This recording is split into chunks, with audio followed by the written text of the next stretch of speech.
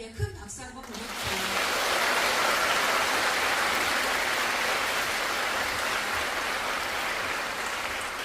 그리고 경남 밖에서도 많은 분들이 오셨다고 들었습니다.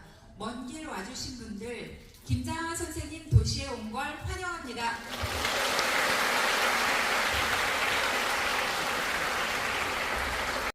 환호성이라고 해요. 자, 여러분 문현배 작가님을 모셨습니다.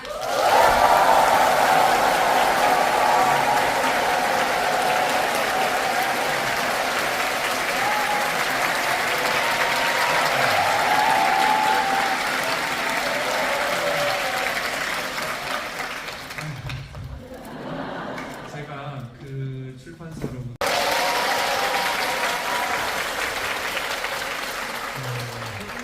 두 가지 이유입니다. 첫 번째로는 그 진주는 그 김장하 선생님이 저를 가르친 곳이고 제가 얼마나 성장했나를 보여드리는 것이 도리라고 생각했는데 선생님은 식사만 하고 집에 가셨습니다. 두 번째로는 그 5월 2일 날 그 북토크를 해달라고 여태훈 대표님이 제일 먼저 요청하셨어요. 그리고 여태훈 대표님이 그 유엔에서 주는 사회적 경제 임팩트 리드 어워드 수상하셨잖아요. 그래서 여태훈 대표님의 요청을 받아들이는 것이 좋겠다 생각하고 진주문고에서 하게 되었는데 듣자 하니 진주행시에 오신 분은 반밖에 안 되고 다른 지역에서 많이 오셨다고 그런 말을 들었습니다. 어쨌든 감사합니다.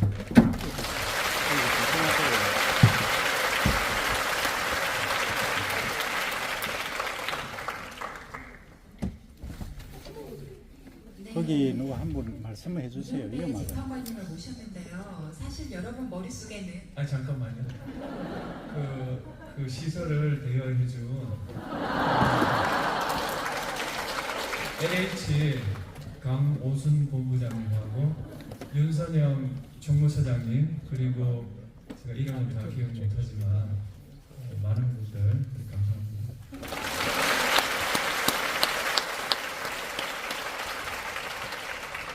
네, 재판관님을 배우면 사실 많은 직함이 떠오르잖아요. 그런데 그 직함에서는 모두 다 이렇게 그 직함에서 내려오셨어요. 그래서 오늘은 호의에 대하여 책을 쓴 작가님으로 오셨기 때문에 제가 작가님으로 부르겠습니다. 괜찮죠, 여러분? 네. 그리고 혹여나 싶어서 말씀드리는데요. 오늘 이 자리는 탄핵 사건 전후에 관련된 이야기를 듣는 자리가 아니라 북토크 자리입니다. 그 탄핵과 관련된 드라마틱한 이야기들은 유튜버를 이렇게 찾아보면 다 나와 있으니까 그걸 참고하시고요. 오늘은 우리가 책 속으로 깊이 들어가는 시간이 되었으면 좋겠습니다. 네, 지금부터 시작하겠습니다.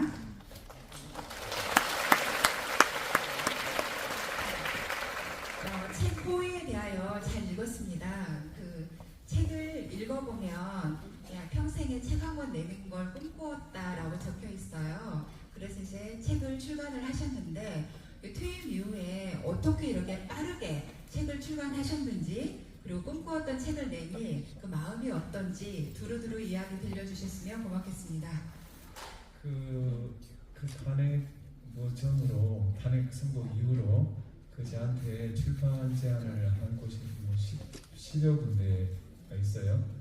근데 대부분 저보고 책을 써라거나 아니면 인터뷰를 해서 그걸 책으로 만들자 이렇게 제안했고요.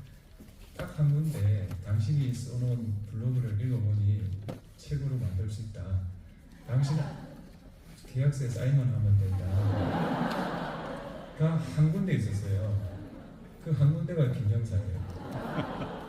그리고 제안하신 분이 심성미 팀장이시고 저한테 직접 온 것도 아니에요. 그냥 공보관한테 이메일을 보냈고 공보관이 출력해가지고 저한테 갖다 주길래 3초 만에 결정했어요. 이 양반은 뭔가를 안다. 그리고 책 한 권 내는 것에 대한 거는 평소에 제가 입버릇처럼 책 한 권 내려고 했고, 사실은 헌법재판소 주요 결정을 좀 쉽게 설명하면 어떨까라고 생각하고 그 결정 15개까지 뽑았어요. 뽑았는데 이번에 책을 내고 보니까 그건 접기를 했어요. 너무 힘들어요. 그리고 책 홍보 때문에 이제 방송에 나갔고요. 방송에 나가면 책만 안 물어봐요. 반드시 현안을 물어봐요. 그래서 현안에 대해서 제 나름대로는 모범 답안을 했다고 생각했는데 그걸 뭐 그렇게 자기들 식대로 그걸 구성을 했더라고요. 그래서 그날 지난 수요일이죠. 수요일에 뭐 주요 이게 다 오르내리더라고요. 근데 그때 제가 대응을 할 수 없었어요. 제가 그때 뭡니까? 강연을 하고 있었어요. 강연을 하고 있어서 도대체 답을 할 수가 없었고, 그 다음에 또 뭡니까? 전화가 너무 많이 왔어요. 도저히 어떻게 해볼 도리가 없었고, 그다음 마지막으로는 그 다음날 제가 시사인의 유튜브 녹화가 있었어요. 그래서 그냥 한꺼번에 다 모아서 밝혀야 되겠다 했더니 이미 오늘 다 도배가 됐더라고요. 제가 어떤 분한테 토를 달겠습니까? 그럴 뜻 전혀 없었고 그런 뜻도 아니에요.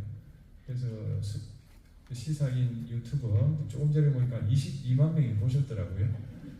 그게 제가 그 라디오 방송에서 했던 말의 뜻이다. 그리고 제가 이제 북토크나 대학 강연을 좀 다니잖아요. 그 다니는 이유는 지금 우리 사회는요 공론의 장이 무너졌습니다. 팬클럽만 있어요. 팬클럽만. 근데 이 나라는 보수의 나라도 아니고 진보의 나라도 아닙니다. 우리 모두의 나라예요. 우리 모두가 민주공화국을 건설하려면은 모든 이의 의견을 소중하게 다뤄야 됩니다. 그리고 대화를 할 때는 상대방을 최대한 선의로 해석해야 돼요. 그렇게 해야 대화가 될 거 아니에요. 이렇게 말했는데 저렇게 해석하면 그게 싸움판이지 그게 공론의 장이 되겠어요? 그런 의미에서 오늘 북토크도 대화를 나누는 장이 됐으면 좋겠다. 우리 사회는 분명한 이견이 존재합니다. 그 이견을 해소하는 과정이 대화지 같은 팬끼리 모여가지고 박수치고 환호하고 그 시대는 끝났습니다. 그건 개발도상국에 사는 거예요. 우리에게는 공통 가져야 되는 이견이 존재해요. 그 이견을 어떻게든 풀어내야 될 거 아니에요. 그걸 좀 해보겠다고 이렇게 연사가 외치는데 뭐 그렇게까지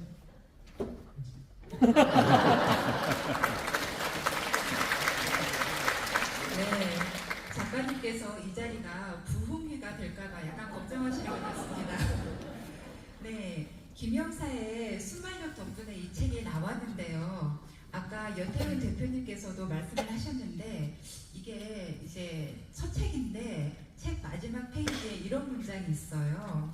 이 책이 처음이자 마지막일 수 있으므로 다소 장황한 인사를 남기겠습니다. 그랬거든요. 이 문장 너무 성급했다는 생각 안 드세요? 아니 저는 뭐 다음에 책 내면 이 정도 팔리겠어요. 히딩크가 4강을 했잖아요. 그래서 축구협회에서 국가 대표 감독을 계속 해달라고 그랬잖아요. 히딩크 대답이 뭡니까? 거절이잖아요. 나는 그 심정을 이해해요.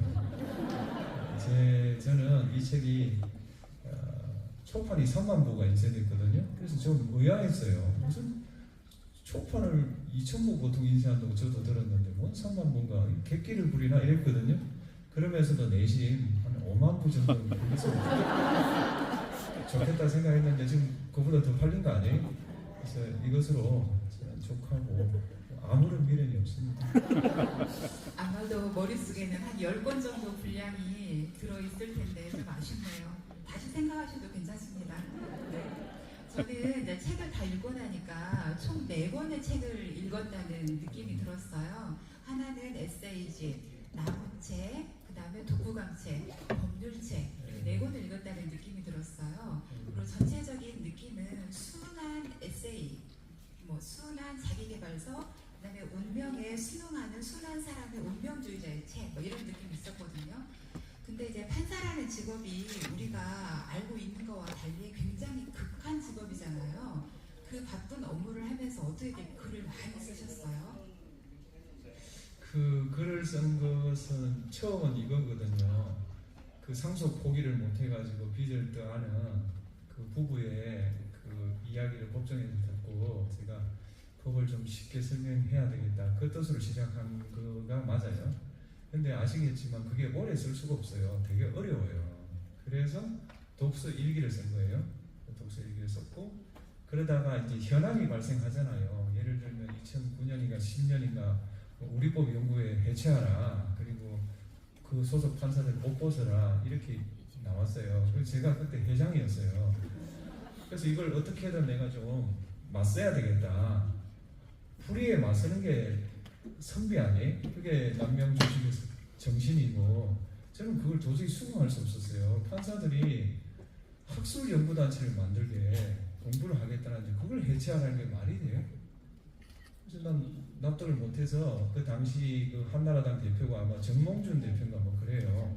그 사람이 해체를 하라고 해서 해체할 수 없는 이유 그 세 가지인가 그걸 블로그에 썼고 오늘 계시는 오마이뉴스의 윤석열 기자님이 그걸 또 기사해줬고 또 다른 분도 기사해줬고 그러면서 이 글이 가지고 있는 그 힘을 제가 좀 느꼈어요.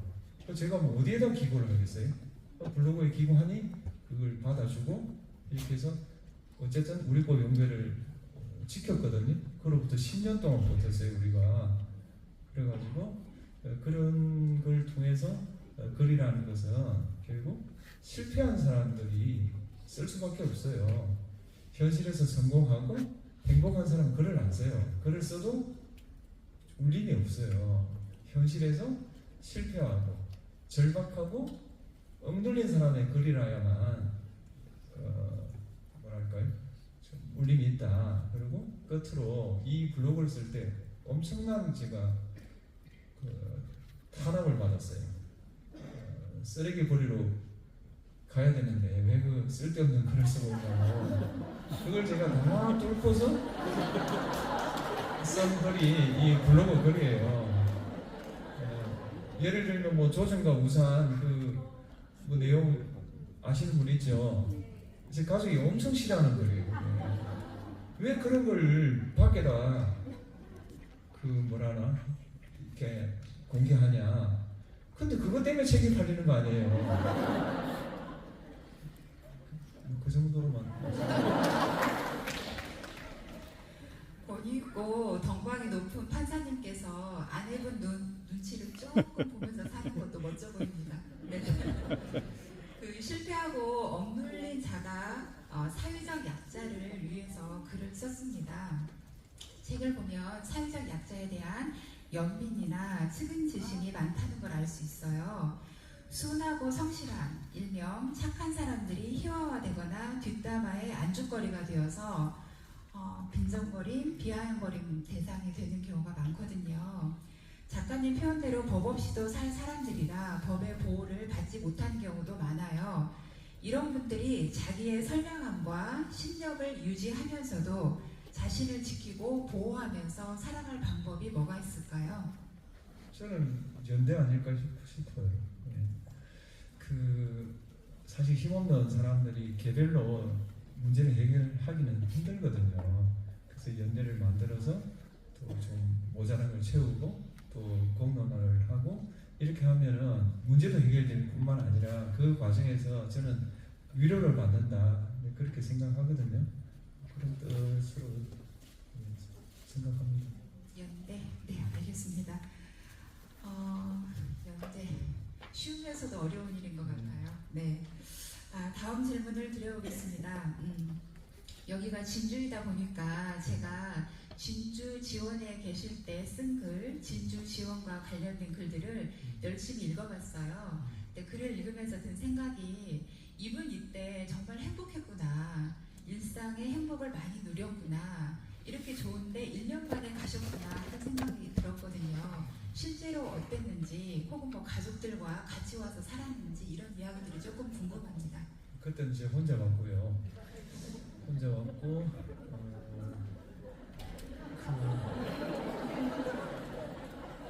아니 뭐 애가 오기 싫다고 해가지고 애가 뭐 초등학생인가 뭐 그랬는데 자기 친구들하고 헤어지기 싫다고. 그러니까 저는 가족에 앞서서 개인이라고 생각하거든요. 개인에게 가장 중요한 건 본인이에요. 본인의 결정이 제일 중요하고 가족은 2차적이다. 그렇게 생각하고 그때 그 진주시간 때 매우 행복했고요. 그다음 제가 그때 뭐 어떤 기관의 책임자 처음이었거든요. 그래서 제가 와서 한 거는 예를 들면 법원 봉사단체도 만들었고요. 그다음에 민원 안내실도 만들었고, 그다음에 가사 당사자들 심리 상담하는 거 이런 것도 만들었고, 학생들 법원에 견학하는 그런 프로그램도 만들었고, 하여튼 좀 법원이 시민들하고 좀 이렇게 서로 대화를 나누는 그런 기회를 가지는 게 좋겠다 생각했고, 그때 그 이제 분야별로 이렇게 회식을 하잖아요. 그때 여직원 대하고 회식을 했을 때가 있어요. 여직원들 좀 이렇게 힘든 일 하시는 분. 그때 제가 했던 말이 농부의 아들은 판사가 되고 판사의 아들은 농부가 되는, 그게 전혀 부끄럽지도 않은 그런 사회가 선진국 아니냐. 제 아버지는 농부거든요. 여러분은 뭐 처지는 좀 힘들겠지만 여러분 자식이 판사가 될 수 있는 거 아니냐, 그렇게 말을 했는데 그 참석자 중에 한 분이 울었는가 울먹였는가 해가지고 저도 되게 짠했던 생각이 나요. 그래서 저는 가난했고 또 그런 것들을 좀 잊지 않으려고 노력을 했고, 그리고 좀 힘 있는 사람이 횡포를 부릴 때는 저는 좀 맞서야 되겠다. 그리고 법원 행정에서 사법 행정권자들이 부당한 일을 할 때는 글을 써야 되겠다. 그래서 글을 쓴 게 좀 있어요. 그 글 중에 하나가 그 책에 나와 있는 독립되어 있지 않으면 사법이 아니다, 솔로몬 왕의 판결이에요. 그 어떤 사건이냐면 법원장이 촛불 사건에 관련된 재판을 특정 재판부에 몰아주는 거예요. 왜 제가 볼 때는 그게 대단히 부당하다고 생각했어요. 여기 있는 재판을 법원장이 생각할 때 안전하다고 하는 재판부에 지금 옮기려고 하는 그런 거 아니에요? 그래서 거기에 대해서 그 글을 쓴 거예요. 그런 글을 썼던 것은 제가 뭐 애시당초 판사 될 생각도 없었고 인권 변호사를 하겠다고 했는데 제대할 때 좀 자신이 없어서 지역법관으로 바꾼 거거든요. 지역법관이라는 건 서울도 안 가고 그냥 부산에 계속 있는 거니까 인사 같은 거 그런 거 뭐 크게 신경 쓰지 말자. 그리고 좀 내가 생각할 때 뭐 좀 옳다고 생각하는 거 이런 것들 좀 하자. 그래서 그 사법 계획에 관한 글도 썼어요. 글을 썼는데 그 글을 읽어보시면 알겠지만 그 글이 굉장히 약합니다. 무슨 말인지 알 수도 없을 정도로 모호해요. 근데 왜 그런 글을 썼냐 하면은 저는 글을 쓸 때는 상대방을 최대한 존중해야 된다고 생각해요. 그 메시지는 그 글을 본 상대방은 즉각합니다. 세게 쓸 필요가 없어요. 근데 어떤 이들은 글을 엄청나게 세게 써요. 그러면 상대방이 그 불쾌감에 듣고 싶어도 듣지 않는 걸 저는 발견했어요. 지금 계속 하는 얘기는 똑같은데 아무리 의견이 다르더라도 상대방을 최대한 존중하자. 그리고 대화를 하면 뜻하지 않은 결과가 있을 수 있다. 이게 제가 계속 주장하는 거고, 그게 한마디로 저는 호의라고 봐요. 우리가 같은 국가, 같은 기관 이렇게 하고 있는 이유는 우리의 호의로 이 공동체가 움직인다 라는 저는 전제가 있다고 보는 거예요. 그래서 여당하고 야당하고 죽일 듯이 싸울 게 아니라 오히려 공통 과제를 가지고 누가 더 유능한가를 경쟁해야 되는 거 아닌가. 그리고 때로는 협력하고, 그러면 유권자들이 그냥 판단하면 되는 것이지 왜 여당이 야당을 심판하고 야당이 여당을 심판하냐고요. 그 심판은 국민이 하는 거잖아요. 그런 데 대한 제 문제 제기를 지난 수요일 날 그 라디오에서 한 거고, 그거에 대해서 설명이 좀 부족한 것 같아서 시사인 유튜브에서 한 거예요. 그래서 그 수요일 날 라디오, 그 다음에 금요일 날 그 시사인 유튜브를 종합해 보시면 제가 꿈꾸는 또는 제가 바람직하다고 생각하는 사회에 대한 생각이 들어있고, 그 내용이 이 책의 기본 정신이라고 생각합니다. 네, 뭔가 아주 많이 억울하신 것 같습니다. 이렇게 다정하게 담겨 있는 글이 있어요. 이삭의 집에서 만난 소년과 정겨운 세상 만들기 꼭지는 자원봉사로 시작된 이삭의 집과의 인연이 나옵니다. 19명, 그때 당시죠. 19명 아이들과 원장님이 공동체를 이루어서 살고 있는 곳인데, 그곳을 돕고 격려하면서 이런 말씀을 하셨어요. 죄를 짓게 하고 나서 뉘우치라고 판결을 하는 내가 판사인가? 죄를 짓지 말라고 아이들을 사랑으로 보살피는 저분이 판사인가? 판사로 살면서 약간 자괴감이 들 때도 많았나 봐요. 이 문장을 읽어보면 어느 때 자괴감이나 뭐 그런 게 들었는지 좀 궁금합니다. 그러니까 따뜻한 말로 위로하고 선처를 하잖아요. 집행유예를 해요. 그럼 그 뜻은 이 사람은 다시는 그런 걸 하지 말아달라는 저희 그 요청이잖아요. 근데 그 사람이 몇 달 있다 저한테 다시 재판 받으러 온다니까요.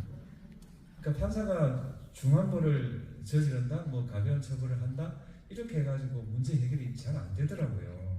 근데 그분, 그 주 원장님은 이렇게 좀 힘든 아이들 19명을 키워요. 그 원장님이 키우는 동안에 그 애들은 비행을 저지르지 않아요. 그럼 뭐 비행을 저지르지 않는 그 사람이 판사지, 비행을 저지르고 나서 판결을 해도 별 뉘우치지도 않는 제가 무슨 판사예요. 그리고 그 이삭의 집은 제가 퇴임하고 나서 찾아갔어요. 찾아가가지고 또 제가 뭐 좀 성의도 보이고 또 뭐 격려도 했더니, 그런 그 뭐 복지 시설을 경영하는 두 분이 왔어요. 너무 신기하다고. 어떻게 이런 복지 시설에 재판관을 퇴임한 분이 오냐, 그게 믿기지 않아서 왔대요. 그래서 제가 사인을 해드리고 얼굴도 보여드리고, 그리고 버스를 타고 집으로 와요. 그때 시내버스 기사님이 이 버스 안에는 문영배 재판관이 그래서 제가 얼마나 당황스러워요. 그래서 이게 나쁜 건 아닌데요. 이게 조금 불편할 때도 많아요. 그 중간이 없어요. 불편하지도 않으면서 그렇다고 또 뭐 이렇게 뭐라죠, 외면 당하지도 않는 그 지점은 없는 것 같아요. 그러니까 뭐 어떤 사람은 뭐 역할이 없어가지고 힘들고, 어떤 사람은 막 여기 너무 많아서 힘들고, 뭐 그런 거 있잖아요. 왜 그게 조금 이해는 돼요. 그날 박수 받으실만 하셨네요. 박수를 아무도 안 쳤다니까요. 박수를 안 치고 문영배가 누구 이랬다니까요. 그러니까 부산은 조용해요. 근데 서울만 가면 시끄럽다니까요. 그래서 부산 사람이 정상 아닌가. 그냥 담담하게 버스 승객으로 대해야 되지. 아니 지하철 탔는데 사진을 찍자고 그러면 어떻게 그 좁은데. 하여튼 그래요. 네, 작가님의 사정은 그렇고, 저는 이제 이 글을 읽으면서 의도적으로라도 사회적 가족을 만들어서 좀 인연을 맺으면서 챙겨가면서 살아야겠다라는 깨달음을 얻었어요. 먼저 모범을 보여주셔서 감사합니다. 네. 이제 조금 약간 재밌는 이야기로 넘어가 볼게요. 그 책에 의하면 초등학교 동창생들과 지속적인 만남을 하고 계시고요. 그 판사인 나보다는 조금 깊이가 없는 것 같은데, 그 중학교 친구를 따라서 정상까지 오르지 않는 등산을 하고 이러시더라고요. 그런 이야기를 좀 들려주시면 재밌을 것 같아요. 그 친구가 지금 부산에서 실직을 해가지고 딸이 있는 부천으로 갔어요. 그래가지고 지금 이제 버스 운전을 하거든요. 그래서 이제 이 부산에 있을 때 엄청 친했어요. 일주일에 한 번씩 만난 것 같아요. 그래가지고 떠나는 날 내가 블로그에 글도 썼어요. 너가 가니 내가 참 슬프다 이런 내용으로. 그들을 이제 그 부천을 갔고 제가 이제 발령을 받아 서울로 갔어요. 근데 거기에서 딱 한 번밖에 안 만났어요. 그래서 와 그때는 그렇게 죽고 못 살았는데 또 따로 떨어져도 살만하더라고요. 그거 참 잘 모르겠고. 근데 그 친구가 정말 아는 게 많아요. 그래서 그 나무에 관한 지식은 그 친구가 나한테 가르쳐 준 거예요. 뭐 굴참나무, 갈참나무, 뭐 상수리 나무를 뭐 구분할 줄 아느냐, 나 뭐 생강나무를 구분할 줄 아느냐 하는 등등의 이야기 이른바 우리 소설을 쓸 때 모티브라고 하잖아요. 그 모티브는 정모 그 친구 거예요. 그래서 그 친구한테 지금 책도 안 보내고 있어요. 근데 되게 하여튼 재밌어요. 그리고 그 친구하고 저하고 그 베이징 올림픽 야구 결승 있잖아요. 쿠바하고 우리하고 하는 거. 그거는 부산에서는 사직 야구장에서 그걸 해줬어요. 중계를 해줬어요. 그래서 그때 저하고 같이 그 정대현이가 이렇게 딱 던져가지고 병살한 거 생각나시죠? 바로 직전에 강민호가 로우볼 해가지고 이거 된 거 있잖아요. 그 장면을 같이 봤고 그 친구는 야구를 엄청 좋아해가지고 한 7회, 8회 정도의 그 사직야구에 들어가요. 그럼 7회, 8회는 사직야구장에 돈을 안 받아요. 그런 해박한 친구고 이 책의 상당 부분은 그 친구한테 들은 이야기예요. 그래서 제가 살아갈 때 우리가 뜻하지 않게 영향을 주고 영향을 받는다 그렇게 생각하고 그걸 갚는 방법은 1대1로 갚는 게 아니다라고 생각해요. 그러니까 친구한테 내가 호의를 받았지만 내가 또 다른 사람한테 호의를 베풀 수 있다. 예를 들면 그거예요. 유튜브에 나오겠지만 제 아들이 중학교 다닐 때 밤 12시가 되어도 집에 오지 않아요. 그때는 핸드폰을 사주지 않았어요. 그래가지고 아파트 입구에 가서 부부 둘이 막 발을 동동 구르고 기다리고 있는데 낯선 번호로부터 전화가 온 거예요. 당신 아들이 버스를 잘못 타가지고 부산을 가야 되는데 양산을 가고 있다. 그렇게 된 거예요. 그리고 그분이 제 아들한테 돈을 10,000원을 줬어요. 그러니까 걔가 그 돈으로 표를 갈아타고 편의점에 가서 음료수를 하나 먹고 올라오는 거예요. 그때 제가 느꼈어요. 이 사회가 호의로 구성되어 있구나.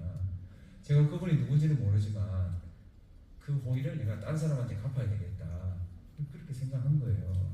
네. 우리가 인식만 못할 뿐이지 이 사회가 호의를 받지 않는 사람은 아무도 없어요. 예를 들면 새벽같이 일어나서 청소를 해주시는 분의 호의가 없다면 우리가 어떻게 이 쾌적한 환경에서 할 수 있으며 땀 흘려 그 농사를 짓는 농민들이 없다면 우리가 어떻게 그 밥을 먹을 수 있으며 호의가 아닌 게 아무것도 없습니다. 근데 자기가 조금 성공하고 자기가 권력이 좀 높으면 그걸 그렇게 생각 안 해요. 자기가 뛰어나서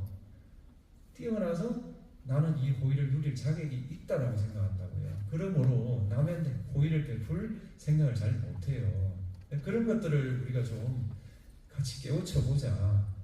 그래서 김장하 선생님이 저한테 호의를 베풀었고 저는 그 호의를 베풀기 위해서 어쨌든 노력한 거 아니에요. 뭐 평균인의 재산 뭐 이것도 다 그 연장선상인 것이고 그다음에 지역국간도 그하고 무관하지 않고요. 뭐 등등이에요. 그러니까 한 사람이 베푼 호의가 다른 사람의 인생을 저는 근본적으로 바꿀 수 있다 이렇게 생각해요.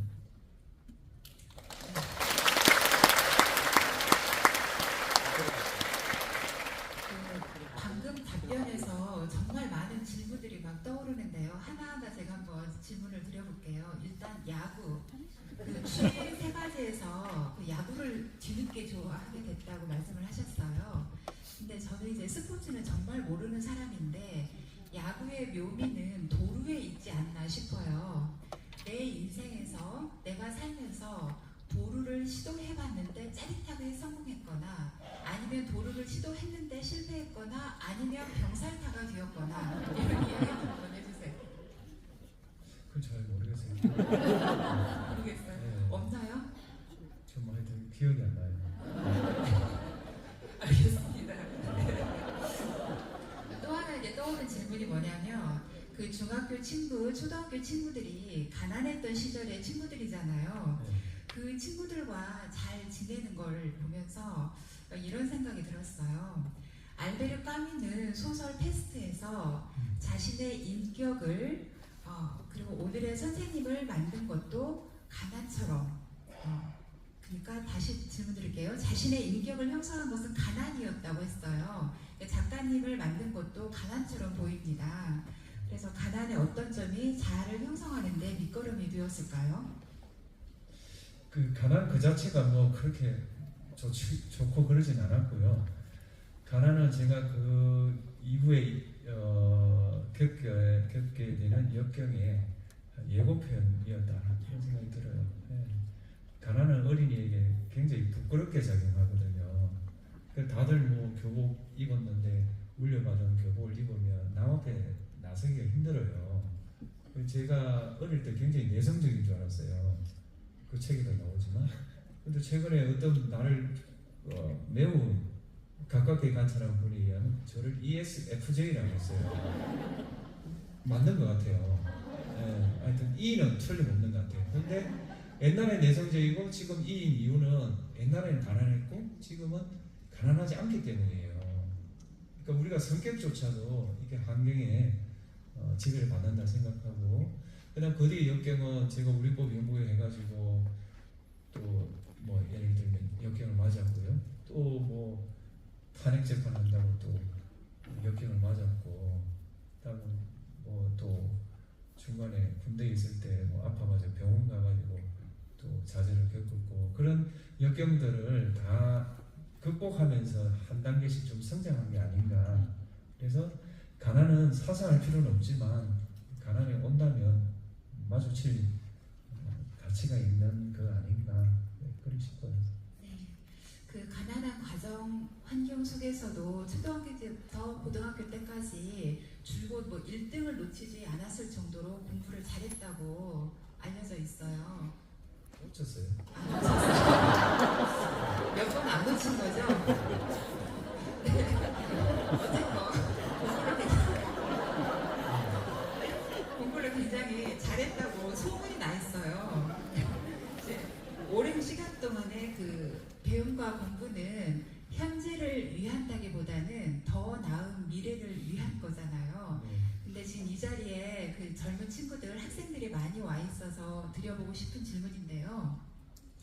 요즘 학생들은 무엇을 배우고 익혀도 내가 공부하면 뭐해? 인공지능이 더 잘하는데 챗GPT가 다 알려주는데 왜 공부를 해야 돼? 라는 의문을 가지고 있어요. 이런 의문과 질문 앞에서 망설이는 청소년들에게 한 말씀 해주시자면요.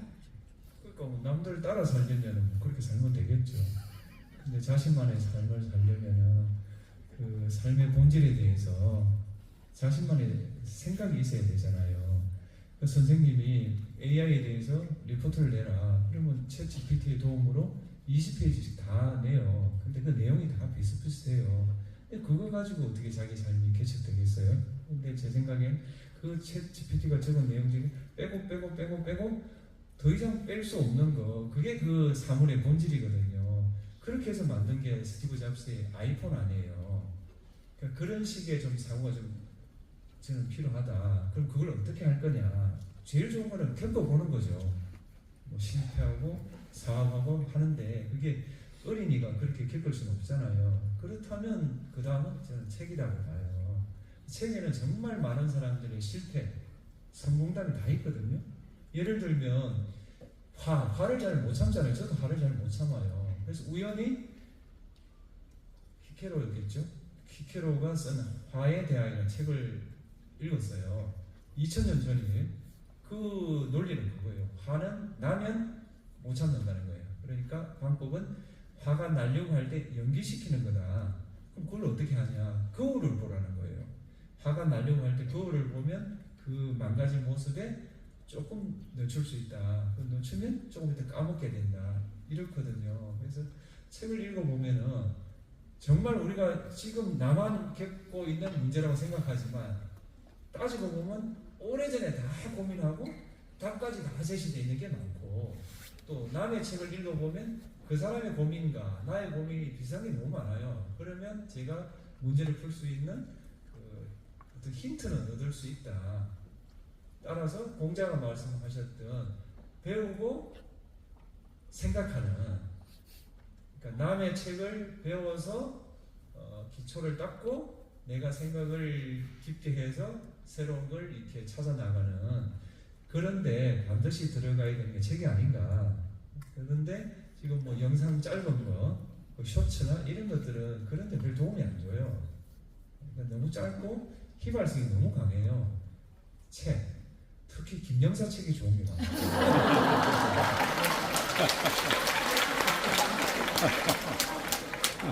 네, 여러분 김영사 책이 좋습니다. 자, 최고의 자리까지 올라갔잖아요. 그럼 이제 우리 어른들이 젊은 친구들에게 거 봐라, 책이 최고다, 책을 읽어라 라고 당연히 권유를 하겠죠. 그런데 제가 젊은 친구들이나 학생들을 보면 책 읽을 시간이 좀 마땅치가 않아요. 공부해라, 시험 봐라, 자격증 따라, 외국어 해라, 기타 등등 경험해라, 여행해라, 떠나라, 연애해라, 결혼해라, 뭐 이런 말들을 너무 많이 하는 거예요. 그래서 책 속에 푹 파묻혀서 사는 것이 좋다는 걸 알면서도 이거를 실행을 잘 못하는 거죠. 그럼에도 불구하고 우리들은 책이다, 책밖에 없다라고 권유할 수밖에 없잖아요. 2인 3가 경기하듯이 어떻게 하면 책과 나 자신을 믿고 전진할 수 있을까요?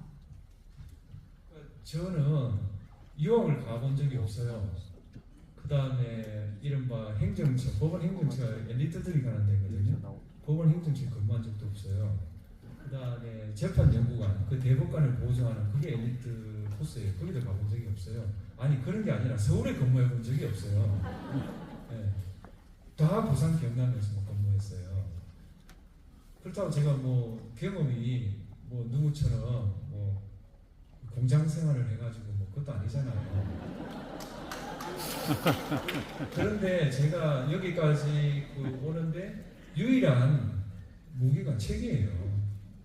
책 말고는 아무것도 없다니까요, 정말. 그 교보문고가 한 거 있잖아요. 책이 사람을 만들고 사람이 책을 만든다. 저예요. 교보문고에서 주문을 해가지고 책을 읽어서 여기까지 왔고, 그런 제가 책을 써서 교보문고를 이렇게 이문을 주잖아요. 교보문고는 저에게 사례를 발견했다고 하셔야 된다. 그리고 그럼 책을 어떻게 읽느냐? 책을 읽는 거는 참 그거는 책을 좋아해야 돼요. 책을 죽으라고 안 읽는 사람은 책을 읽을 필요가 없어요. 그건 억지로 읽는다고 되는 게 아니에요. 예를 들면 그거 아니에요? 그 컴퓨터 하는 애들 있잖아요. 하지 마라 해도 계속 하잖아요. 그 게임 하는 애들 계속 하고. 그래서 부모로서는 책의 유용함, 책의 재미를 안내할 수는 있지만 도저히 흥미가 없다. 그럼 그냥 포기하시면 돼요. 다른 쪽으로 알아보면 되잖아요. 그 임종환 씨 어릴 때 얼마나 게임을 많이 했겠어요. 그 틀림없이 부모가 게임 하지 말라고 했을 거예요. 여러분, 임종환 씨 지금 뭐 갖고 먹고 살아요? 게임 갖고 먹고 살아요. 그래서 제가 하는 말은 부모는 자식의 진로에 대해서 결정하시면 안 돼요. 우리는 미래에 대해서 예측을 잘 못해요. 예측을 잘 못한다니까요. 우리가 알고 있는 지식은 전부 과거예요. 과거의 지식을 가지고 자식의 미래에 대해서 결정하는 것은 좀 위험하다고 봐요. 주식하고 똑같아요. 잘 못 맞춰요. 그러니까 자식에게 안내는 하되 결정은 자식이 하는 게 좋다. 그리고 반드시 붙여야 돼요. 나 분명히 말했다. 분명히 말했으니까 다음에 원망하지 마라. 그거를 녹음해 놓는 게 좋아요.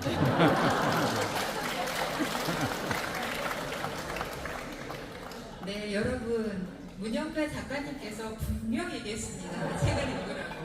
책을 많이 읽으세요. 그러면 요즘 읽고 계신 책은 뭔가요? 지금 출판사에서 책을 너무 많이 보내줘요. 출판사 어딘지는 말 안 하겠어요. 그거 읽기 바빠요.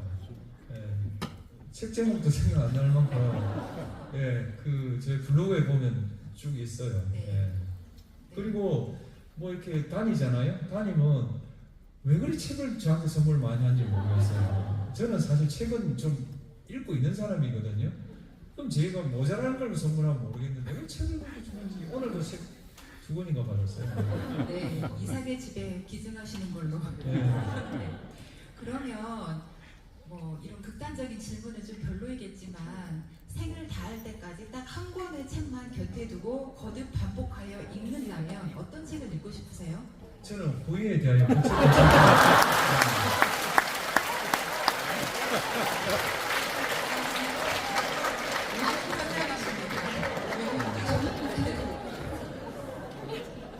네, 분위기를 조금 돌려보겠습니다. 그렇게 빤히 쳐다보시니까 너무 민망해요. 네, 이제 아까 그 친구에 대한 답변에서 그 친구 때문에 나무에 대해서 많이 알게 됐다고 그러셨잖아요. 이 책에 정말 나무 이야기가 많이 나와요. 이제 그걸 읽는 재미가 쏠쏠했는데 제가 이제 그 중에서 가장 좋아했던 그 나무가 고로소의 나무 그 글이에요. 그 이제 여러분 혹시 책을 들고 계시면 211쪽에 고로소의 나무라는 글이 있어요. 제가 읽어드릴 테니까 한번 상상하면서 들어보세요. 211쪽 고로쇠 나무 2014년 2월 1일 수액 해마다 고로쇠 수액을 보내주시는 부부가 있다. 지리산에서 염소를 키우는 분들이다. 위장에 좋다며 다 먹기도 전에 새로운 수액을 보내주신다. 그만 보내시라고 해도 10년 넘게 그러시니 그냥 그렇게 살고 있다. 간혹 별것 아닌 것으로 답례를 해보기도 하지만 곶감, 염소 곰국, 김치 등 그때그때 손에 잡히는 먹거리를 더 보내주시니 답례하기도 무섭다. 다만 한 가지 그분들이 요구하는 게 있다. 판사직을 그만두지 말라고 한다. 여러분 굉장히 따뜻한 산문시 같죠? 네, 이 글을 보면 그분들은 판사직을 그만두지 말라고 해요. 판사에게 판사직을 그만두지 말라고 한다. 이건 은근슬쩍 자기 자랑인 거죠. 아니 그냥 있는 그대로 쓴 거예요. 그분들이 제가 이제 서울로 6년 동안 갔잖아요. 서울 주소를 알려달라는 거예요. 제가 끝내 안 알려줬어요. 그래서 6년 동안 끊겼어요, 그게. 근데 어느새 돌아온 걸 아세요, 이분들이. 다시 시작됐어요. 이분들은 왜 그러시는 거예요? 모르겠어요. 사연이 있지 않을까요? 저는 특별히 그분들을 위해서 해준 건 없어요. 아, 그렇구나. 네. 근데 이 글을 읽은 지리산권 사람들은 아, 내가 이 부부 알아 하면서 막 가짜 뉴스를 막 이렇게 만들어낼 것 같아요. 네. 너무 아름다운 이야기여서. 네. 그런데 이제 정년 퇴임을 하셔서 판사직에서 그만두셨잖아요. 네. 그러면 이제는 그분들에게 판사직 대신 어떤 걸로 보답하시겠어요? 어떤 게 보답이 될까요? 글쎄, 아니 그분들한테 보답하면 그보다 더한 걸 주시기 때문에 제가 그 보답을 안 한 지 오래됐어요. 제가 뭐 가벼운 화장품이라도 선물하면은 그것도 그 몇 배를 또 보내주시거든요. 그래서 그것도 안 해요, 지금. 근데 그 부부 중에 한 분이 돌아가셨어요. 아, 그렇구나. 네. 갑자기 송구해집니다. 그 이제 책에 보면 그 주목나무 이야기도 여러 번 하세요. 그 주목나무 이야기를 할 때마다 삶의 길이를 몇백 년으로 보고 살아가는 사람의 이야기를 하십니다. 예를 들면 정약용 선생님 같은 분 이야기를 하세요. 우리는 기껏해야 100년 정도 살아가는 그 미약한 존재인데 왜 우리는 살면서 삶의 길이를 몇백 년으로 보면서 살아야 할까요? 네, 그건 제가 그 정약용 선생 그 유배 갔을 때 그 살았던 다산 그 초당인가 거기를 가봤거든요. 거기를 이제 걸으면서 생각한 게 다산 초당의 정약용 선생이 아마 지금으로 치면 글쎄요 한 3급? 3급인가 뭐 그 정도 벼슬에 올랐을 거예요. 그런데 뭐 조선시대 영의정 한 사람만 해도 제가 알기로 163명인가 그래요. 근데 그 중에서 역사책에 남는 사람은 황희정생하고 뭐 최재호, 뭐 유성명 뭐 이 정도밖에 없거든요. 그 벼슬의 높이는 역사의 길이에서 중요한 게 아니다. 그러니까 정약용 선생이 쓴 책들이 지금도 우리에게 영향을 주잖아요. 그러니까 결국 인생은 기억 아닌가, 기억. 그러니까 후대 사람들이 기억하면 역사가 되는 거고 기억 못하면 그냥 해프닝에 그치는 거죠. 그렇다면 인간은 추구하건대는 그런 역사를 이렇게 의식하면서 살아야 되는 거 아닐까 그런 생각으로 적은 거예요. 네, 말씀 잘 들었습니다.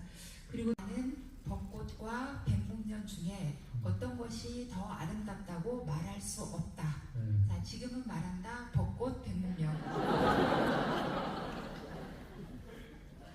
그러니까 제가 말하고자 하는 거는 벚꽃도 아름답고 목련도 아름답다라는 거를 말하고 싶어서 그랬어요. 그럼 둘 다 아름답다 하시면 되는지 말할 수 없다라고 자꾸 강조를 하셔가지고 예. 아, 저는 어떤 그게 역사적인 어떤 관점 때문에 그러나 이런 생각을 아니 했었어요. 그런 건 아니고 저는 다 개개의 그 개성들이 중요한 거 아닌가. 저는 지금 시대에서 제일 좀 걱정스러운 게 뭐랄까요? 이렇게 좀 획일화되는 거 있잖아요. 획일화. 저도 책에 대해서 조금 걱정인데 뭐 책이 큰 내용도 아닌데 막 이렇게 하면은 많은 책들이 안 팔리잖아요. 조금 약간 뭐 오만한 이야기인지 모르겠는데 이렇게 뭐 좀 이렇게 확 쏠리는 게 많아요 우리나라는. 뭐 예를 들면 유튜브도 한두 개 매체에 그냥 확 쏠리고 지금 며칠 전에 나갔던 뭐 시사인은 67만인가 뭐 그렇거든요. 이런 게 좀 이렇게 골고루 이렇게 좀 제 목소리를 낼 수 없나. 꽃도 목련도 이쁘고 벚꽃도 이쁘고 뭐 많이 이쁘잖아요. 그게 하나하나 가치를 좀 다 발견하면 좋은데 우리는 뭐 가령 벚꽃을 되면 벚꽃을 한번 쫙 했다가 또 뭐 가을 되면 또 가을에 뭐 꽃 한번 쫙 했다가 막 그러잖아요. 그런 게 좀 저는 우려스러워요. 좀 다양성 가운데 좀 창의성 이런 게 좀 꽃피웠으면 좋겠다. 네, 그 문장을 넣으셨으면 제가 질문을 안 했을 텐데. 네. 네, 잘 들었고요. 네. 그 요즘에는 보면 많은 사람들이 반려묘나 반려견을 키우면서 살아요.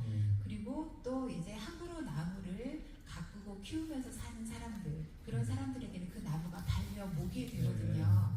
작가님께서 단 함부로 나무를 심어서 곁에 두고 키우고 가꾸신다면 어떤 나무를 심고 가꾸고 싶으세요? 자작나무요. 자작나무, 귀납법, 왜냐하면 네. 자작나무 제가 처음 본 게 홋카이도 가서 본 것 같아요. 홋카이도에 가면은 그 길이 있으면 양옆으로 이렇게 자작나무가 이렇게 쫙 서 있어요. 자작나무가 껍질이 하얗잖아요. 그 무슨 하얀 정령들이 줄을 서서 사람을 기다리는 그런 생각이 들어요. 하여튼 멋있었어요. 네, 저도 자작나무 좋아합니다. 네. 자, 그 다음에 이제 선수단의 공동체라는 글은 김장하 선생님에 관한 글이에요. 우리가 이제 김장하 선생님과의 인연에 대해서 이야기를 안 할 수가 없잖아요. 많은 분들이 말씀하시기를 어른 김장하가 길을 열고 소년 문형배가 그 길을 걸었다라고 해요. 김장하 선생님 덕분에 학교를 자퇴하지 않고 무사히 대학교를 졸업하고 지방 법관이 되었잖아요. 갚으려거든 사회에 갚아라. 그 말씀을 가슴에 담지 않고 적당히 살고 싶었던 그런 유혹도 있었을 것 같아요. 그런데 어떻게 그런 유혹을 다 견디고 오늘날 이런 사람이 되었는지 궁금합니다. 아니 뭐 그 유혹 같은 거는 자기가 뭐 능력이 있을 때 다른 길을 찾아 나가는 거 아니에요. 저는 뭐 그런 거는 별로 없었고요. 아, 유혹을 전혀 안 받으셨나요? 뭐 제가 그만두면 뭘 할 수 있겠어요? 현직에 계실 때. 예, 해봤자 뭐 변호사 다 하겠어요. 근데 뭐 다들 너는 변호사 해봤자 별 돈 못 벌 거라고. 그랬고 뭐 그런 거는 뭐 별로 없었고요. 그게 참 나는 하여튼 저는 이상하게 김장한 선생님만 생각하면은 다른 걸 못 하겠더라고요. 왜 그런지는 모르겠는데 그 생신잔치 때 그 말하다가 운 거 있잖아요. 그것도 제가 알 수가 없어요. 왜냐면 그때는 장학금을 받은 지 근 33년인가 4년인가 될 때거든요. 그러면 그 정도면 그걸 잊을 때도 됐잖아요. 그랬는데 갑자기 이렇게 확 올라오더라고요. 올라오고 또 뭐 하여튼 저는 선물을 받으면 되게 불편해요. 뭐 이렇게 호의로 주는 선물이 있잖아요. 뭐 예를 들면은 뭐 악양 뭐죠? 대봉강? 대봉강 그런 거 뭐 주는 사람이 있어요. 그래가지고 주술을 부르라고 하는데 제 주술을 잘 안 부르거든요. 안 부르는 이유는 그걸 받으면 기뻐야 되는데 저는 불편해요. 그게 아마 그것 때문에 그런 것 같아요. 내가 이제 갚아야 되는데 자꾸 받으면 이걸 또 갚아야 되잖아요. 그래서 저도 정확하게 모르겠는데 제가 아마 빚지는 걸 좀 싫어하는 것 같아요. 성격이 그런 거 아닐까 싶고요. 그 환대나 호의를 받으면 우리가 다른 마음을 품기 어렵다. 뭐 이렇게도 해석해도 될까요?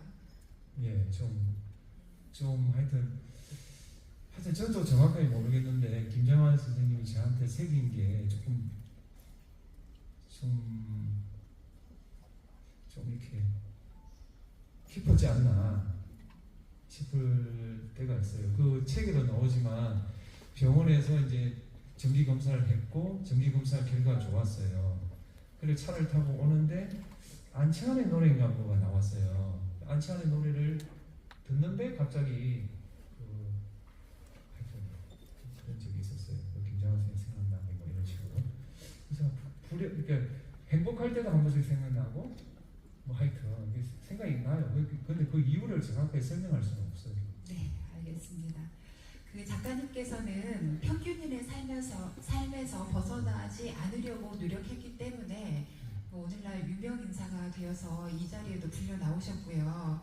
그리고 뭐가 되겠다는 생각이 없어서 오히려 그 수많은 책임과 그 직책을 부여받기도 했습니다. 그 제 주변에 힘든 사람들이 참 많아요. 뭐 나이가 있어서 그러는지 나 헛살고 있는 것 같아. 이렇게 살아도 되는지 모르겠어 라며 자책하는 분들이 많거든요. 그 힘든 사람들을 위해서 작가님의 삶을 예로 들어서 한번 위로 말씀 좀 전해주세요. 글쎄 그 뭐 탄핵 재판 하는 것보다 더 힘들까요? 탄핵 재판 할 때요 저를 죽이겠다고 하는 문자가 많이 왔어요.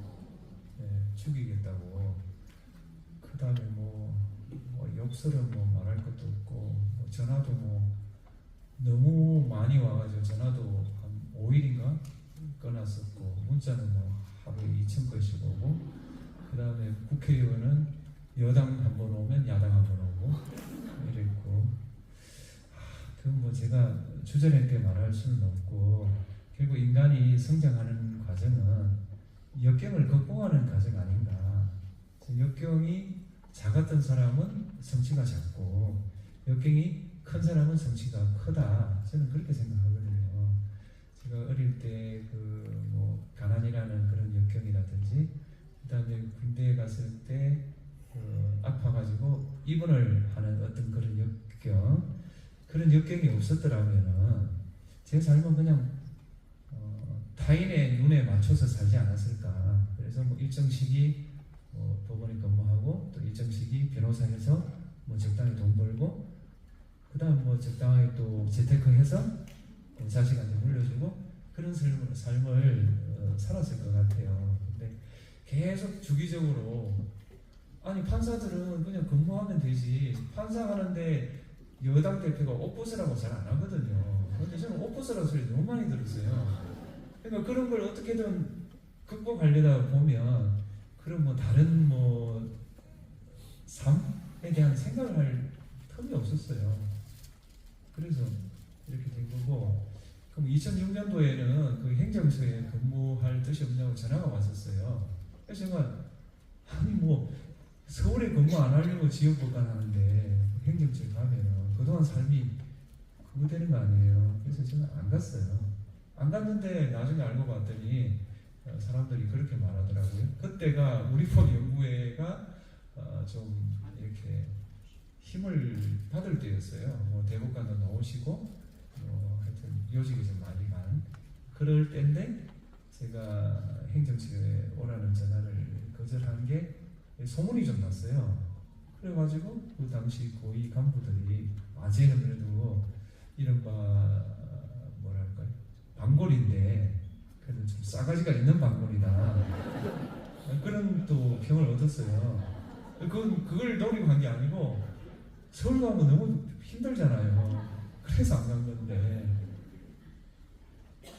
그래서 좀 우리가 그 뭐 목표를 세울 때 너무 좀 구체적인 목표를 세울 필요는 없는 거 아닌가. 삶의 원칙 한 두세 개 넣고 그냥 그걸로 길을 가다 보면은 좋은 풍광을 맞이할 때도 있고 또 시련을 겪을 때도 있고 그럼 그걸 또 그에 맞춰서 대응하고 이렇게 가는 거지. 우리가 뭐 시나리오를 다 짜가지고 뭐 이렇게 연기하듯이 그렇게 살 수는 없는 거 아닌가 하는 생각이 들어요.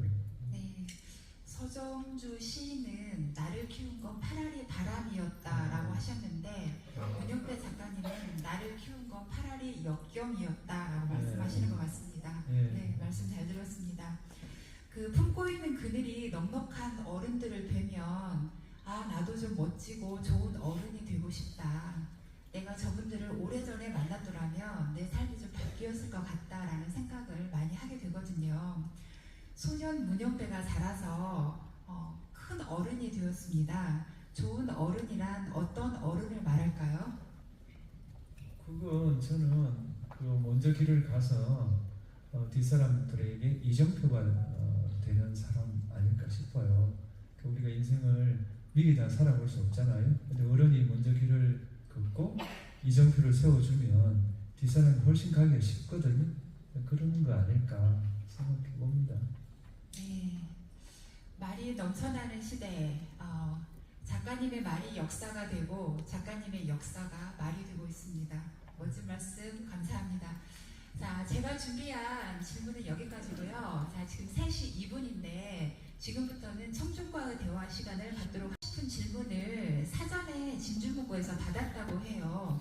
총 33분이 보내주셨는데 여기 질문들에서는 이미 답변이 된 질문들이 많아서 아직 답변이 되지 않은 그런 질문 몇 개를 제가 대신하여 드려보도록 하겠습니다. 이보란님께서 이런 질문을 주셨어요. 국회의원이나 시장 등은 어떤 사람이 되어야 한다고 생각하시나요? 그리고 진주에서 가장 기억에 남는 추억은 무엇일까요? 시장 군수들은 그 주민들의 그 총론을 받아서 강론을 만들어내는 사람이라고 생각해요. 주민들은 방향만 알 뿐이지 그걸 어떻게 실현하는지는 잘 몰라요. 그걸 제시하는 능력을 보는 게 좋겠다 이런 생각이 들고요. 진주에서 추억은 별로 없어요. 그냥 집하고 학교 왔다 갔다 한 그 기억밖에 없지. 아까는 행복하셨다면서요? 그랬던가요? 진주에서 참 행복했습니다. 그건 진주 지원. 그러면 네. 진주가 점잖은 도시잖아요. 네. 사건 사고가 타 지역에 비해서 덜 내서 행복했을까요? 진주 지원은 기관장을 처음 했잖아요. 네. 기관장을 처음 하니까 법원을 제 뜻대로 한번 뭐랄까요? 이렇게 해봤잖아요. 그게 기뻤던 것 같아요.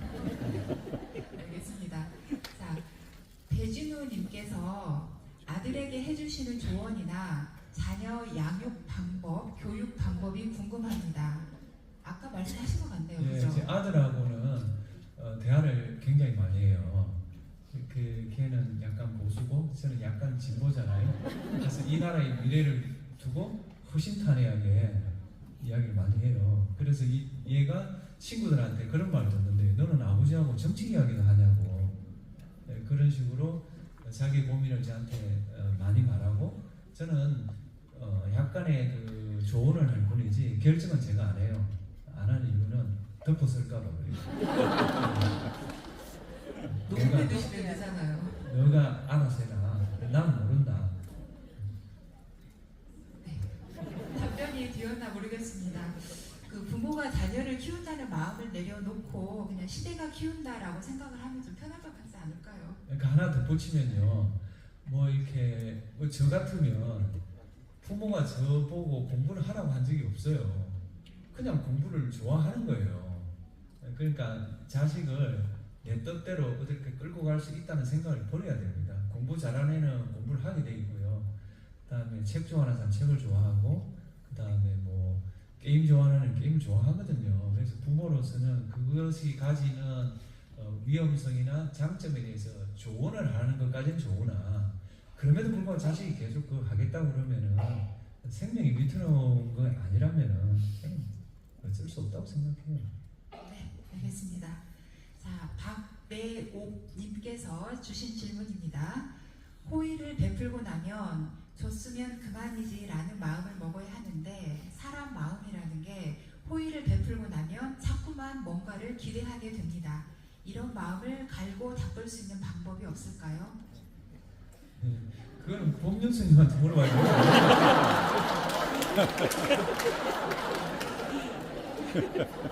제야의 법륜, 문홍배의 답변은? 저는 그건 잘 모르겠어요. 모르겠답니다. 네. 고은진님 질문입니다. 우리 사회의 공정과 정의는 절대적 가치라고 믿어왔는데 최근 들어 반대의 목소리들이 힘을 잃지 않고 계속 나오고 있습니다. 그 이유는 뭘까요? 저는 극단주의자들 힘이 갈수록 커지고 있다. 정당 내에서도 온건한 그 어떤 세력들이 힘이 약하고 극단주의 힘이 세진다. 그럼 극단주의자들은 어디에 호소하냐? 제가 볼 때는 단기적인 이해관계에 호소해요. 유럽 같으면 이민 반대거든요. 당장 이민 반대하면 자국민들한테 혜택이 돌아올 것 같잖아요. 그거에 호소를 해요. 근데 그게 중장기적으로 보면 그 나라를 힘들게 하는 요인이 많거든요. 그러니까 극단주의자들에게 휘둘리는 정당은 저는 미래가 없다고 봐요. 우리나라 정당도 저 느낌에는 조금 그쪽으로 가고 있는 게 아닌가 싶어요. 그래서 온건 세력들이 또는 합리적인 세력들이 좀 공통의 기반을 넓히는 작업을 좀 했으면 좋겠다. 그게 뭐냐? 그게 저는 공론의 장이라고 봐요. 공론의 장을 열어서 그 많은 사람들이 거기에 들어오게 해야 되지. 지금 뭐냐면 공론의 장이 기능을 못하니까 저는 폭력의 장이 서고 있다고 생각해요. 폭력은 딱 한 가지예요. 숫자예요, 숫자. 숫자 많은 놈이 이기는 거예요. 근데 공론의 장은 숫자가 작아도 그 주장이 옳으면 다른 사람을 설득하면 그게 이기는 거예요. 이 나라는 선진국으로 가는 거고 이 나라는 저는 후퇴한다고 봐요. 제 생각으로. 말씀 잘 들었습니다. 이 질문 마음에 들어요. 하주희님, 호의를 호구로 받아들이는 분들이 계십니다. 이런 경험이 있으신지, 없더라도 이럴 때 어떻게 대처하면 좋을까요? 선생님이라면 호의를 호구로 받아들이는 사람들을 어떻게 대처하시겠습니까? 그런 정도라면은 호의를 안 베풀면 되지 않을까요? 나를 호구로 취급할 정도 되면 더 이상 호의를 베풀 필요는 없는 거죠. 네, 호의를 베풀지 않아도 저는 된다고 봐요. 호의라는 건 상대적인 거죠. 상호적인 거죠. 네. 베풀고 이게 호의지. 나는 계속 호의를 베푸는데 그 사람은 그걸 계속 배반한다면 그걸로 끝이죠. 네. 칸트가 아니라면. 하주인님 베풀지 마세요. 네. 구성민님께서 주신 질문입니다. 내 인생에서 꼭 지키고 싶은 철칙과 좋아하는 사자성어가 궁금합니다. 사자성어요? 네. 사자성어. 민주주의.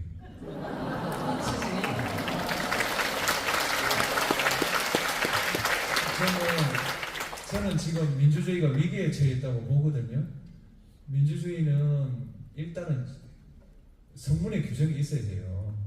네, 성문의 규정으로 일단 해결해야 되고, 근데 그걸로 해결되지 않는 경우가 많아요. 그건 저는 관용과 자제다 생각해요. 관용과 자제를 잃는 순간 민주주의는 가드레일을 저는 친다고 봐요.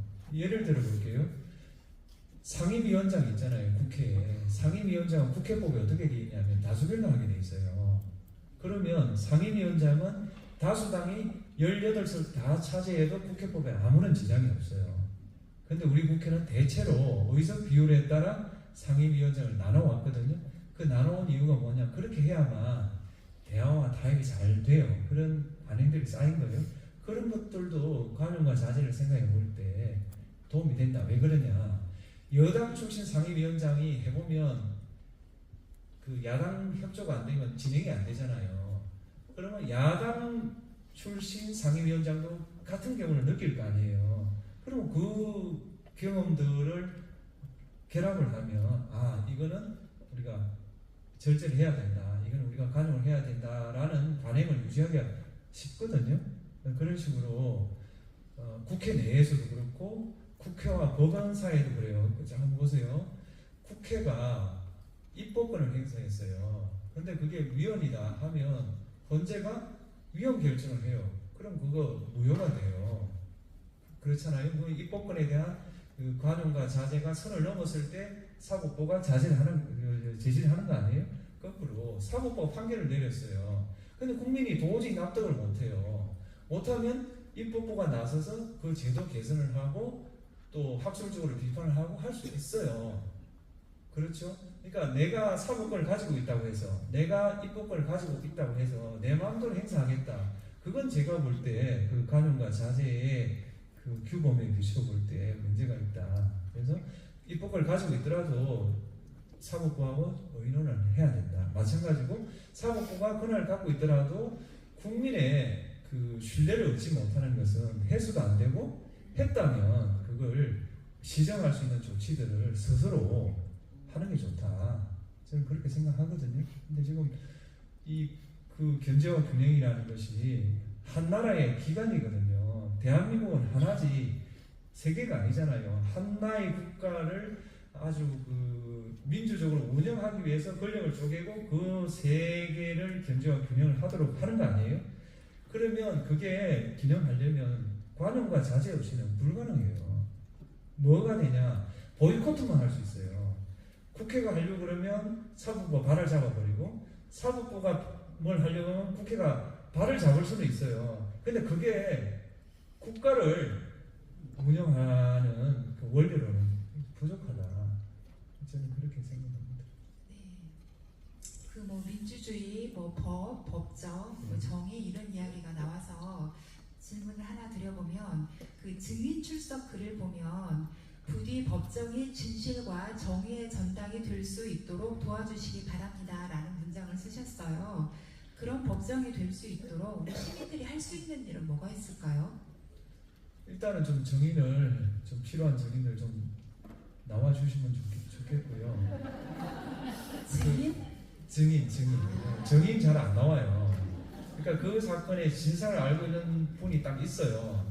그럼 채택해가지고 오라고 그러면 잘 안 나와요.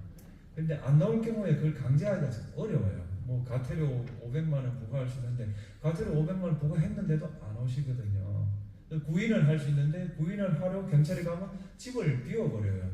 그럼 못 잡아오거든요. 그래서 정인 출석이 굉장히 중요하다는 생각이고, 두 번째는 그 사법 제도에 대해서는 좀 건전한 비판은 좀 필요하다고 봐요. 그러니까 판사를 개인적으로 공격하는 거 말고요. 어떤 논리, 판결 논리를 학술적으로 비판하고 또 법원이 그걸 참고하게 하는 그런 말하자면 공론의 장은 사법부를 견제하는 데 좋은 수단이 될 수 있다. 저는 그렇게 생각하거든요. 네, 저는 이 책을 읽으면서 우리 일반 시민들이 헌법 공부 모임 이런 걸 또 해보면 재밌겠다라는 네. 생각을 해봤는데 뭐 괜찮을까요? 네네네. 아, 네. 그냥 저같이 법에 대해서 아무것도 모르는 사람이 공부를 해도 이해할 수 있나요? 사례와 함께 공부를 하면 될 것 같아요. 예를 들면 이런 거거든요. 옛날 김해 씨끼리는 결혼을 못했잖아요. 근데 그거를 위헌성을 어떻게 알 수 있냐? 그 사연을 들어보면 돼요. 둘이가 엄청 사랑했어요. 응? 그리고 뭐 애도 있을 수 있어요. 그래가지고 구청에 혼인신고하러 가니까 혼인신고가 안 되는 거예요. 이유는 그 당시 법에는 동성동거는 결혼할 수 없다는 거예요. 그렇잖아요. 근데 이건 그 사연을 들어보면 너무 부당하잖아요. 김해 씨가 300만이 넘는다고 하는데, 그죠? 근데 그게 결국 어떻게 끝났냐? 헌법재판소가 이른바 위헌을 선언함으로써 그 제도가 없어졌거든요. 그죠? 그러니까 헌법 공부라는 게 결국은 어떻게 보면 그 국민들의 상식을 법적으로 확인하는 절차 아닌가는 생각이거든요. 그런 점에서 헌법 공부는 쉽고 저는 가능하다 네, 생각합니다. 네, 한번 해보겠습니다. 네. 그리고 이제 그 이야기 중에 그 이제 재판에 관련된 이야기를 하셨는데 사실과 의견이 혼재하는 재판장에서 좋은 재판이랑 네. 어떤 재판일까요? 그러니까 이게 사실하고 의견을 막 섞어서 많이 하거든요. 그걸 구분하는 게 참 어려워요. 사실은 좀 정의나 물증 같은 거 가지고 이렇게 학증을 지어놓고 그 다음에 이제 의견, 뭐 우리가 뭐 논리라든지 그다음에 법률이라든지 이해를 하면 되는데 사람들은 그 논리 조작을 많이 해요. 자기가 이겨야 되기 때문에 사실관계를 이렇게 조작해도 괜찮다는 생각을 하는 사람이 많더라고요. 근데 그 두 개는 다른 거거든요. 그런 걸 좀 구분해서 하면 접근하기 훨씬 쉽거든요. 그러니까 이런 거예요. 어차피 원고가 이겨야 되지 않냐. 근데 이기려면 이 정언을 위정을 해야만 이긴다고 생각해요. 그러면 그 위정을 해도 아무런 부끄러움을 느끼지 않아요. 근데 그건 다른 문제 아니에요. 사실은 사실을 밝혀주고 그 사람이 이겨야 되는 이유는 다른 걸로 설득을 해야 돼. 그건 의견에 속하는 거거든요. 근데 그걸 막 섞어서 보통 많이 하더라고요. 그럼 좋은 재판이랑 그걸 구분하는 재판이다. 아, 네. 당사자도 그렇고 정인도 그렇고 네. 그렇게 해주면 좋다. 네. 네, 알겠습니다. 그럼 좋은 재판이 되기 위한 네. 단 하나의 조건을 말한다면? 네. 그건 선량한 판사죠. 아, 네. 역시 우등생입니다. 좋은 판사. 재판은 판사가 거의 다 네. 한다고 봐야죠. 네, 네. 결국 사람을 살리는 이념과 정의는 무엇일까요? 그거 좀 너무 어려워서 네, 제가 뭐라고 잘 말을 못하겠어요. 네. 뭐 평등, 네, 자유. 그게 이제 단어로 말할 수는 있는데 그게 확 와닿지는 않는 것 같아요. 네, 알겠습니다. 네, 그 33분의 질문 중에서 그 두 분이 이런 질문을 하셨어요. 불의를 보면 못 본 척 해야 할까요? 나와 상관없는 불의를 꽉 참고 넘어가야 할까요? 참견해야 할까요? 이런 질문을 주신 분이 계세요. 문정윤님, 전은희님 질문을 제가 조합해봤습니다. 어떻게 해야 할까요? 글쎄요. 참을 수 없을 정도면 저는 정화를 해야 되지 않을까요? 네, 그 불의가. 근데 뭐 참을 수 있을 정도면 참아라. 네. 하여튼 살다 보면 참을 수 없는 불의가 있어요. 네. 네, 그때는 저항하는데 또 어떤 분은 그냥 그 사소한 그 어떤 그 뭐라 하나요? 그 오류가 있어도 못 보고 그냥 계속 고치는 분이 있거든요. 그러면 좀 생활하는 게 좀 힘들지 않을까요? 민주주의에 위배되는 불의라면? 그런 거는 저항을 해야 되겠지만은 네. 하여튼 그 단순한 규정 위반에 대해서 아주 그 시비를 많이 가리는 분들이 있어요. 그런 게 이런 점점 좀 양해하고 넘어갈 수도 있는 거 아닌가 생각할 때도 좀 있어요. 네, 알겠습니다. 그리고 아까 제가 되게 바깥에 있을 때 어떤 분이 제가 진행자인 줄 알고 이 질문을 좀 드려보라고 하는데 제가 좀 기억을 할지 모르겠어요. 재판관님의 인기가 하늘을 찌릅니다. 좋아하시지 않을 말씀인데 인기를 찌릅니다. 전국 랭킹 3위, 경남 랭킹 2위입니다. 이거에 수긍하시는지 물어봐달라고 하시더라고요. 이상한 질문이죠. 글쎄, 저는 그 4월 4일인가 저 탄핵 결정하고요. 6월 18일까지는 인터뷰를 한 적이 없거든요. 그거는 뭐 한 2달 정도 되면은 끝나지 않겠나 그렇게 생각하고 6월 18일 날 경남 MBC에 인터뷰를 이렇게 잡아놨거든요. 근데 그게 안 끝나더라고요. 지금 그때로부터도 또 몇 달 지났잖아요. 그래서 저는 잘 이해를 못하겠어요. 탄핵은 끝난 지 오래됐고 좀 새 정부가 들어온 지도 몇 달이나 됐는데 왜 제가 자꾸 소환이 되는 건지. 소환을 그만할까요? 네. 사실 이거 북 콘서트도 참 이게 참 어렵거든요. 이 남 앞에 자기 이야기를 한다는 게 근데 출판 계약서에 딱 박혀 있어요. 이 딱 조항이 있어요. 홍보, 협조 이런 거. 그러니까 저기 있는 분이 요구를 했어요. 북 콘서트 하면 어떠냐고. 이분이 아주 완곡하게 말해요. 근데 완곡하게 말하는 게 더 저는 부담스럽거든요. 그래서 여기하고 서울 교보문고하고 하기로 한 거거든요. 네, 제가 생각하기에는 김영사 편집자 굉장히 일을 잘하시는 것 같습니다. 감사드립니다. 네. 그 사전에 받은 질문 소요 시간 20분이 지났고요. 지금부터는 여기 앉아 계시는 청중 여러분들의